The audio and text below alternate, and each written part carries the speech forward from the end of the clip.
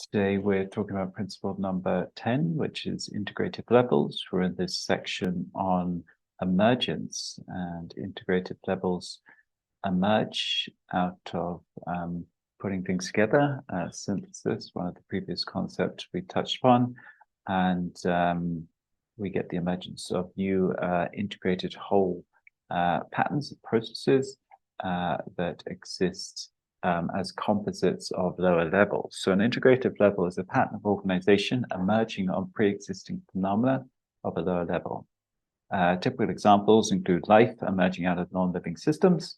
So we put carbon molecules together and somehow we manage to get biological living systems, but that's a high level of organization. They have different properties and features and processes than, of course, those elementary parts, the carbon molecules.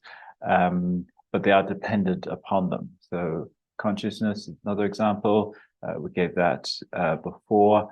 Again, all these are emergent phenomena that are creating new patterns of organization. So social institutions emerge out of individual people interacting. And of course, we get this dynamic between the different levels where higher levels feedback to constrain the lower levels. But the lower levels are creating the higher levels. So the social institutions is an example. If we take language as an example, languages have evolved over a long period of time. People chose to communicate to each other within a particular pattern, and that creates the emergence of an overall language. But then that language enables us to do all sorts of things, to communicate with each other, but then it also feeds back to constrain and influence the parts. So when new people enter that culture, they need to learn that protocol to be able to interact successfully, and they perpetuate that institution of the language. So the parts are creating the whole, but then the whole is feeding back to constrain and influence and set the conditions for the parts again. And those are integrative levels, different levels, not just two, there might be multiple. We can see in society, we have individuals, groups, organizations, whole societies and global culture and so forth. Those are all different levels. And new things emerge on those different levels. We'll talk about integrative levels here.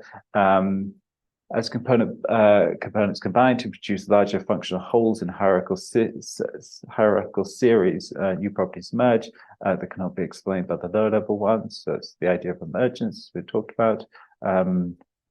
It's a central theory in emergence, as integrative levels can be understood as the product of the process of emergence having played out to generate two or more qualitatively different levels of organization. So here's an example.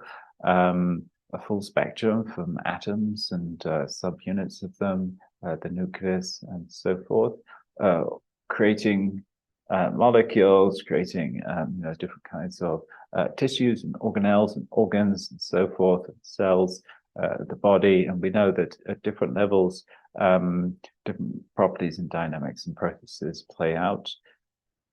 And of course, that feeds all the way up to the whole level of societies and ecosystem and so forth. And that's what we talk about by integrative levels. And then, of course, we can think about, as mentioned, the dynamic between those different levels and how the higher levels are dependent upon the building blocks of the lower levels. But they also feed back to set the context and condition for those lower levels. And we get all sorts of dynamics, kind of micro and macro dynamics. We call that lower level the macro level to the system, and the higher levels so the micro level is the lower level, and the macro level is that broader, larger level to the system. So this is an important aspect of systems thinking and particularly emergence, where we're thinking about how these different stratas, these different levels emerge, and we call them integrative levels.